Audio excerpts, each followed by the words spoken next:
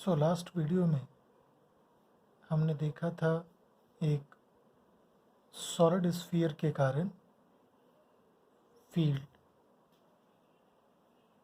This is a uniform solid sphere, same mass M radius R. Inside देखे थे X distance पे, तो कितना आया था field, G M X by R cube. This was inside, means X less than R. Outside के लिए कैसे बिहेव करता है ये, point mass at its centre, तो ये आ जाएगा G M by x square. इसका प्लॉट भी हमने देखा था, पहले स्ट्रेट अप जाके स्ट्रेट लाइन, फिर नीचे आया था रेक्टेंगुलर हाइपरबोला। ठीक है,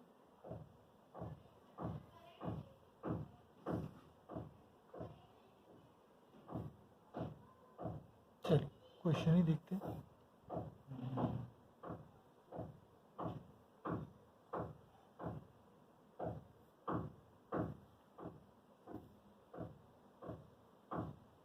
क्वेश्चन लिख लीजिए।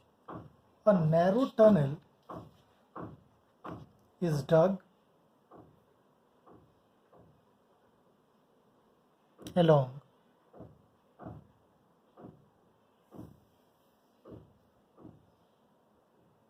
the diameter of earth, से ये अर्थ का मास है कैपिटल एम और ये अर्थ का radius capital R. A particle is released from the position shown from rest. Find the time taken by the particle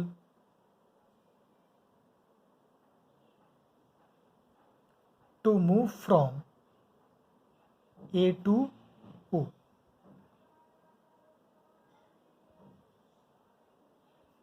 तो बट ऑब्वियस है, यहाँ से जब रिलीज कर रहे हैं दिस बिकम्स एक्सट्रीम पोजिशन, तो अगर टाइम पीरियड ऑफ ऑसिलेशन देखेंगे, यहाँ से यहाँ जा करके वापस आने का टाइम होगा, ये एक पूरा ऑसिलेशन होगा, तो एक पूरे ऑसिलेशन का 1/4 टाइम हमसे पूछा गया है।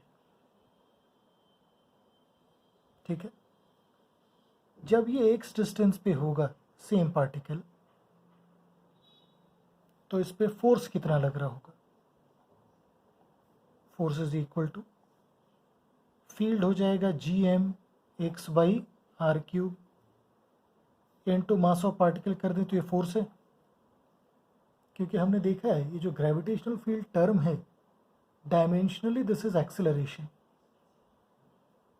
तो मास इनटू एक्सेलरेशन दे देगा force. So this is the force acting on this particle. ठीक है, विच यू कैन इजीली सी,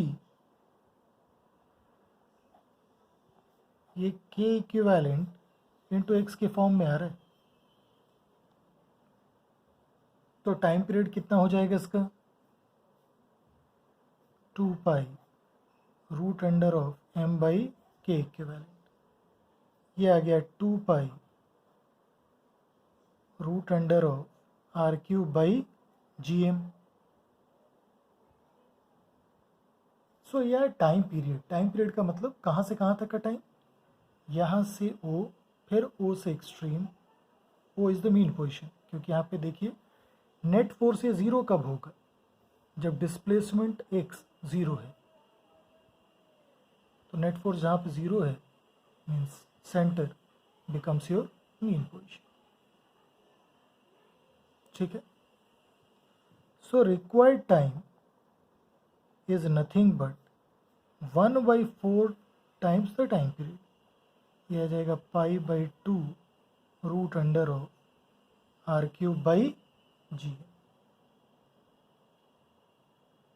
ठीक है,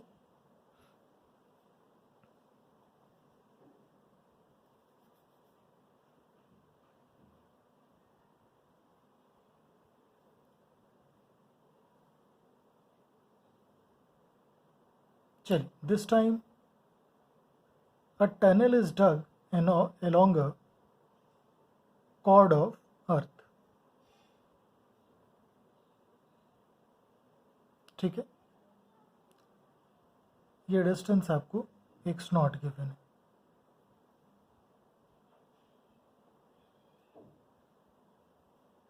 एक पार्टिकल को रेस्ट से यहां से रिलीज कर रहे हैं. Find the time taken by the particle to move from A to B. ठीक है,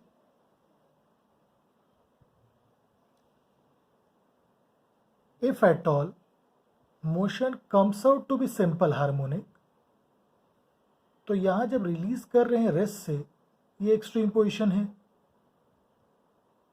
एंड सिमेट्री से बोल सकते हैं कि बी पे जाकर के फिर से रेस्ट में आएगा. So this is also one of the extreme positions. तो time from A to B कह सकते हैं टोटल टाइम पीरियड बाई 2 आएगा. But this is going to be the case provided motion कैसे है, सिंपल हार्मोनिक. अगर ऐसा नहीं हुआ तो फिर इन बातों का कोई मतलब ही नहीं है. क्लियर है? चल, लेट अस से किसी इंस्टेंट पे पार्टिकल यहां पे, तो इस पे जो ग्रेविटेशनल फोर्स लग रहा होगा वो इधर लग रहा होगा, F. ठीक है, ये फोर्स F कितना होगा? फोर्स होगा Gm distance from the centre which is root under of x not square plus x square by r cube into m. ये तो फील्ड आया, ग्रेविटेशनल फील्ड अर्थ के कारण इस पॉइंट पे, जो कि सेंटर से root under of x not square plus x square distance पे है. तो वो आ गया Gmx बाई r क्यूब. इसको मास से मल्टीप्लाई कर दिए तो इस पार्टिकल पे फोर्स आ गया. अब इस फोर्स का कंपोनेंट जो इधर आएगा उसको इस टनल का नॉर्मल बैलेंस कर देगा. तो जो रेस्टोरिंग फोर्स है वो इस डायरेक्शन में आएगा. Let us say this angle is theta. So how much is going to be then F restoring. F restoring हो जाएगा हमारा कितना, एफ कॉस ऑफ थीटा. चलिए, एफ कॉस थीटा कितना आएगा, Gm by R cube root under of x not square plus x square. Cos theta को लिखेंगे base by hypotenuse, x by root under of x not square plus x square. ठीक है, देखिए automatic SHM का form आ गया with mean position lying at this point. ये point mean position हो गया. सो इसको लिख सकते हैं k इक्विवेलेंट इनटू x. तो टाइम पीरियड कितना, 2 pi root under of m by k equivalent. यह आ जाएगा 2 pi root under of r cube by G. ध्यान से देखिए, जो टाइम पीरियड पहले आया था वही टाइम पीरियड अभी भी आया है. ठीक है, अब जो रिक्वायर्ड टाइम है वो कितना होगा, T required. This is going to be T by 2. तो कितना आएगा, pi root under of R cube by G. ये आ गया हमारा रिक्वायर्ड टाइम.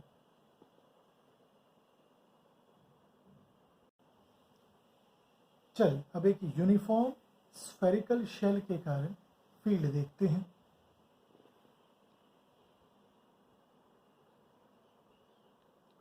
से एक यूनिफॉर्म स्फेरिकल शेल है जिसका मास है कैपिटल M, रेडियस है capital R. First case x less than capital R, means inside points पे फील्ड देखने जा रहे हैं। तो ये हो गया हमारा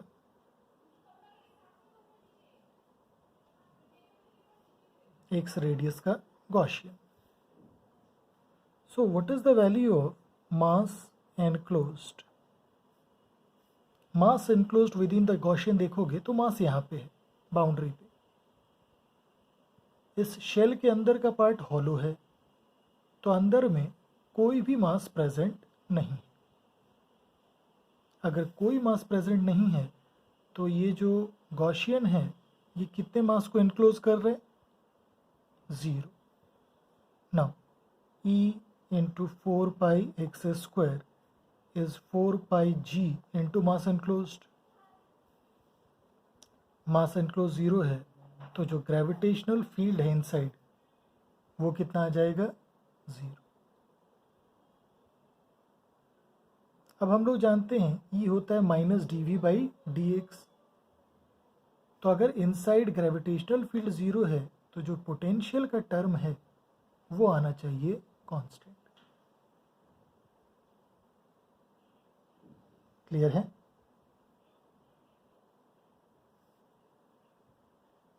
चलिए फिर स्टार्ट करते हैं। x is greater then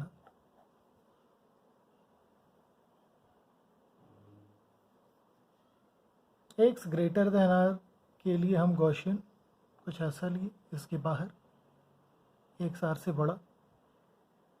in this case what is the value of mass enclosed? पूरा का पूरा ये जो शेल है ये इसके अंदर आ गया। तो ये जो गॉसियन हमने x रेडियस का ड्रॉ किया है ये आप देखोगे पूरे के पूरे शेल को एनक्लोज कर रहा है। Then the mass enclosed is going to be the entire mass m। So E into 4 pi x square is 4 pi g into mass enclose जो कि कितना आया हुआ है? m। E कितना आ गया? gm by x square.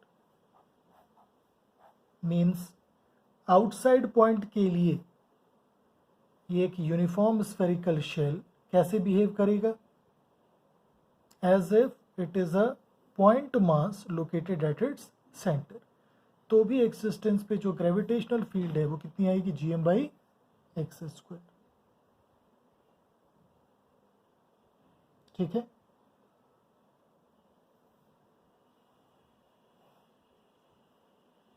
तो अब अगर E वर्सेस x का आपसे ग्राफ पूछा जाए तो E x equal to R तक क्या है? 0 है। और उसके बाद एक पिक्यूलियर वैल्यू से स्टार्ट होकर के 0 की तरफ जाएगी। Rectangular hyperbola sort of thing.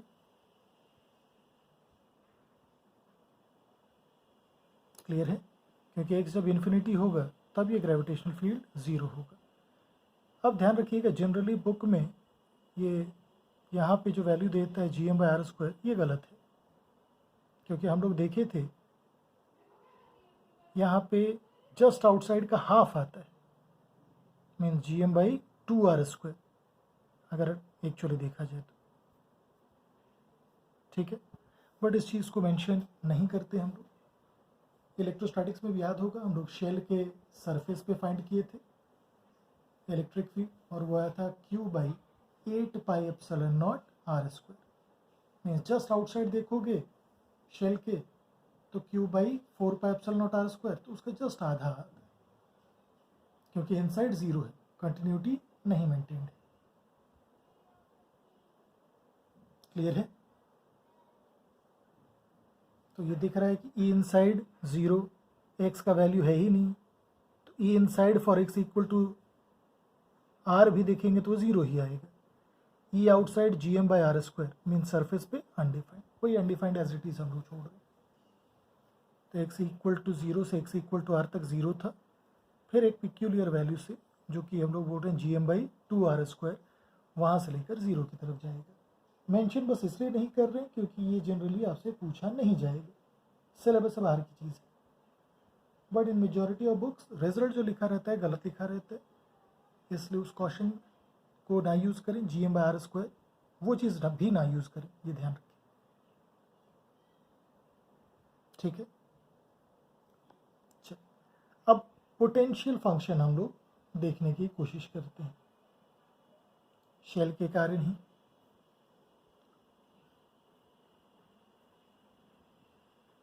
For से x लेस देन r देख रहे, ठीक है। E इनसाइड कितना होता है 0, इसको -dv/dr या dv/dx कर दे, ये v इनसाइड कर दे, तो v इनसाइड हमको क्या मिला, कांस्टेंट। याद होगा जो जो चीज़ इलेक्ट्रिक में वैलिड था वो चीज़ यहाँ वैलिड है। चाहे तो हम लोग सीधा फॉर्मूला लेके आगे बढ़ सकते हैं, बट अगर एक बार आप डेरिवेशन कर लोगे तो इलेक्ट्रोस्टैटिक्स में फिर से फ्रेश हो जाएगा, रिकैप्चुलेट हो जाएगा सारी चीज़ें। तो पोटेंशियल इनसाइड आया कांस्टेंट। हमको पता है पोटेंशियल शेल के केस में सरफेस पे भी डिफाइंड आएगा, हॉलो ज्योमेट्रीज के केस में जो फील्ड है वो सरफेस पर अनडिफाइंड आता है, बट पोटेंशियल डिफाइंड आता है। क्लियर है स्फीयर के केस में। चलिए अब आगे बढ़ते हैं। अगर अंदर में हर जगह पोटेंशियल सेम है, कांस्टेंट है, तो क्या कोई ऐसा पॉइंट है जहां हम पोटेंशियल डायरेक्टली बता सकते हैं इस शेल के कारण? बिल्कुल, एक ऐसा पॉइंट तो है हमारे पास। कौन सा point? Centre. Potential at centre अगर देखें तो वो कितना आएगा, वो आ रहा है आपका -GM/R। तो V इनसाइड हर जगह सेम है, तो ये वैल्यू V इनसाइड अगर आप देखोगे वो आ गया -GM/R, ठीक है।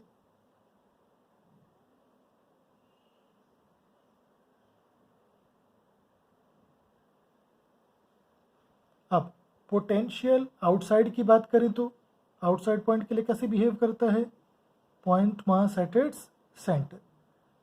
तो x अगर डिस्टेंस सेंटर से है तो ये हो जाएगा -GM/x। अब अगर आपको v वर्सेस x का प्लॉट पूछा जाए तो कैसा दिखेगा, इनसाइड -GM/R, उसके बाद फिर रेक्टेंगुलर हाइपरबोला फॉल करते हुए 0 की तरफ जाएगा। बेसिकली यहाँ बढ़ रहा होगा क्योंकि जैसे जैसे x बढ़ता जाएगा ये GM/x घटेगा, बट माइनस साइन के साथ घट रहा है, तो एक्चुअली ये टर्म बढ़ता जाएगा और फाइनली 0 को अप्रोच करेगा। क्लियर है? x equal to r put कर दें तो ये -GM/R आ गया, तो वही वैल्यू सरफेस पे भी डिफाइंड आएगी, x इक्वल टू r पे भी -GM/R ही रहेगा। क्लियर है?